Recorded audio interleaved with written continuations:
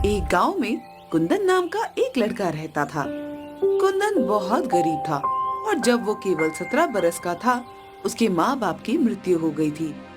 आज तक कुंदन ने सिर्फ दुख ही झेले थे और उसकी जिंदगी में सब कुछ उल्टा ही होता रहता था।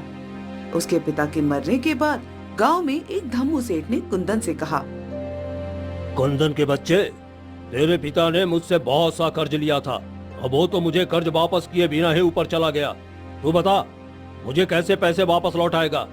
सेठ जी, आप तो जानते हैं मेरे पास कुछ भी नहीं है। मैं किस तरह आपको धन लौटा पाऊंगा? ले देकर बस मेरे पास एक झोपड़ी है जिसमें मैं रहता हूँ। उस झोपड़ी का मैं क्या करूं? अगर पैसे नहीं है तो तुझे उम्र भर मेरे खेतों में मजदूरी करनी पड़ेगी। अरे तभी कर्ज चुकेगा, और मैं इसके तुझे पैसे भी नहीं दूंगा। कुंदन नादान था, इस वजह से वो धम्मू सेठ की बात आसानी से मान जाता है।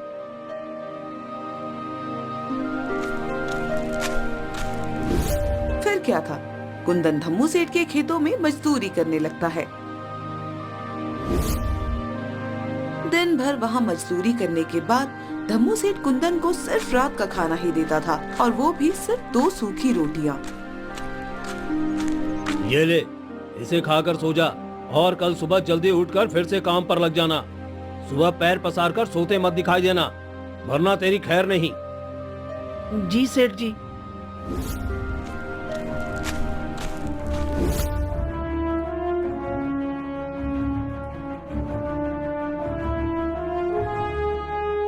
यही नहीं, धम्मू सेठ कुंदन को खूब मारता पीटता भी था, जैसे वो कोई जानवर हो। लेकिन हालातों के आगे कुंदन भी मजबूर था।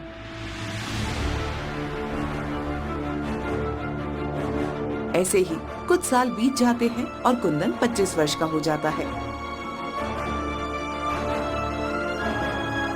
एक दिन सुबह सुबह कुंदन को उठने में जरा देरी हो जाती है, तो वो जल्दी से धम्मू सेठ के खेतों की तरफ भागता है। अरे बाप रे, उठने में बड़ी देर हो गई। जल्दी से खेत पहुंचता हूँ, वरना सेठ जी बहुत गुस्सा करेंगे। जैसे ही कुंदन खेत में पहुंचता है, वो देखता है कि धम्मू सेठ लाठी लिए गुस्से में उसका इंतजार कर रहे थे। उन्हें ऐसे देखकर कुंदन बहुत घबरा जाता है। सेठ जी, माफ कर दीजिए सेठ जी, उठने में जरा देर हो गई। आइंदा कभी नहीं होगा। अच्छा, माफ कर दूं? अरे एक बार माफ करूंगा ना तो तू बार बार यही गलती दोहराएगा। सजा तो तुम्हें मिलनी ही चाहिए। तू क्या चाहता है? तू घर में आराम करे और मैं खेतों में काम करूं? रुक, अभी बताता हूं तुझे। इतना कहकर सेठ कुंदन को बेरहमी से पीटने लगता है। वैसे तो कुंदन हमेशा सेठ जी की मार खा लेता था, क्योंकि उसे लगता था कि सेठ जी के अलावा उसका इस दुनिया में कोई है भी नहीं। लेकिन आज कुंदन सेठ जी को जवाब देते हुए कहता है, बस करिए सेठ जी, कितना पीटेंगे? रात में आप ही ने मुझसे खेतों में देर तक काम करवाया, इसीलिए तो मुझे घर लौटने में देरी हुई थी, और इसी वजह से मैं सुबह जल्दी नहीं उठ पाया। तो भला इसमें मेरी क्या गलती है? सेठ जी कुंदन का ऐसा जवाब सुनकर बौखला जाते हैं। ओ, तो तू क्या चाहता है कुंदन? गलती किसकी है? हाँ, मेरी? अरे तू तो अपने माँ बाप को भी खा गया और अब मेरे टुकड़ों पे पलकर मुझसे ही जबान लड़ाता है। जा निकल जा मेरे खेतों से। जब भूखे मरेगा तब आएगा मेरे पास ही लौटकर। सेठ की ऐसी कड़वी बातें सुनकर कुंदन की आंखों में आंसू आ जाते हैं। ठीक है, मैं जा रहा हूँ।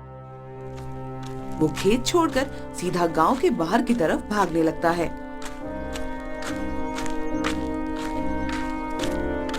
उसे भी नहीं पता था कि वो कहाँ भाग रहा है, मगर कुंदन सिर्फ उस गांव से दूर जाना चाहता था जिसने उसका सब कुछ उससे छीन लिया था। अब कभी वापस नहीं लौट कर आऊंगा, चाहे जैसे मुझे अपना गुजारा करना पड़े। ये सब सोचते हुए भूखा प्यासा कुंदन एक जंगल के पास पहुंचता है और वहाँ एक पेड़ के नीचे बैठकर रोने लगता है। लेकिन तभी उसे झाड़ियों के पास से कुछ आवाज सुनाई देती है। अरे, ये आवाज कैसी? कहीं कोई जंगली जानवर तो नहीं? हे ऊपर वाले, अगर ऐसा हुआ तब तो ये मेरा अंत है। जैसे ही कुंदन झाड़ियों के पास जाता है, वो देखता है कि झोपड़ियों के पीछे एक हिरन था।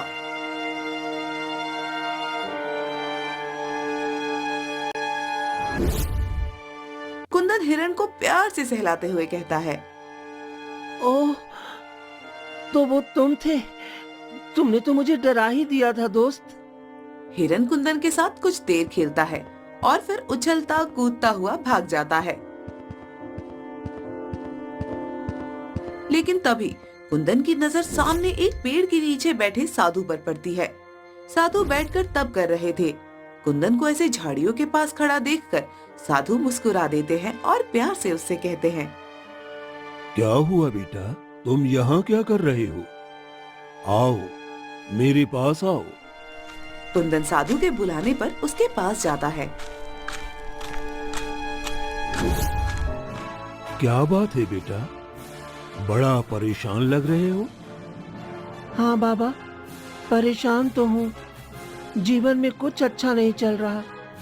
भूख प्यास और थकान से शरीर भी व्याकुल है। अच्छा, तो सबसे पहले तुम उस झोपड़ी के अंदर जाओ। वहाँ कुछ फल रखे होंगे, उन्हें उठाकर लाओ। कुंदन साधु की बात मान लेता है और झोपड़ी के अंदर कुछ फल उठा लाता है। साधु उसमें से कुछ फल लेकर बाकी फल कुंदन को दे देते हैं।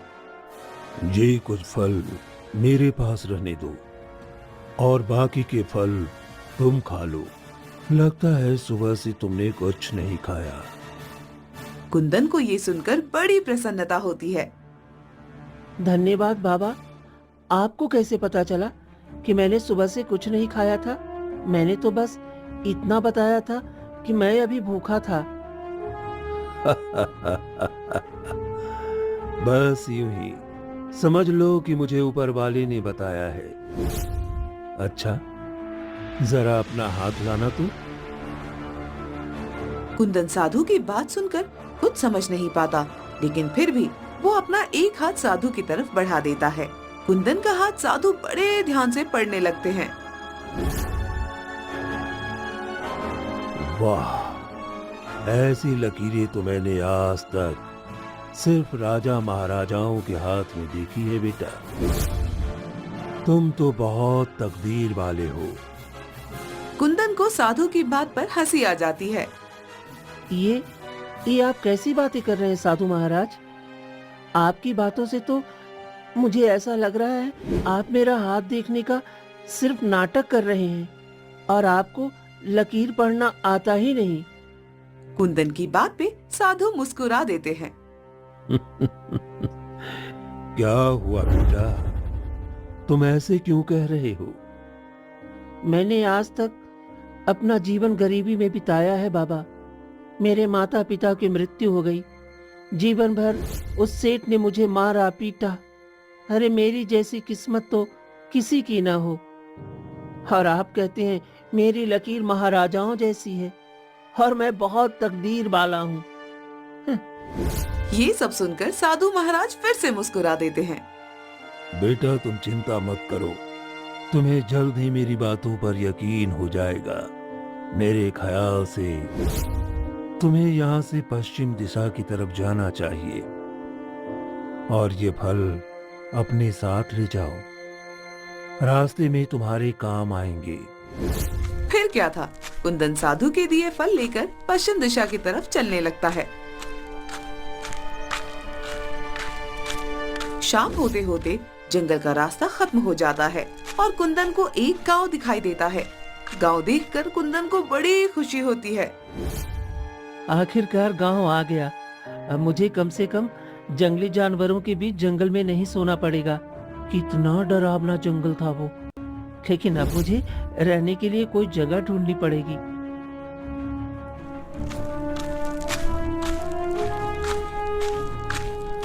कुंदन गांव में इधर उधर किसी काम और जगह की तलाश में भटकने लगता है कि तभी उसे हीरालाल नाम के एक आदमी की मिठाई की दुकान नजर आती है। हीरालाल एक बूढ़ा आदमी था और सभी ग्राहकों से बड़े प्यार से बात कर रहा था।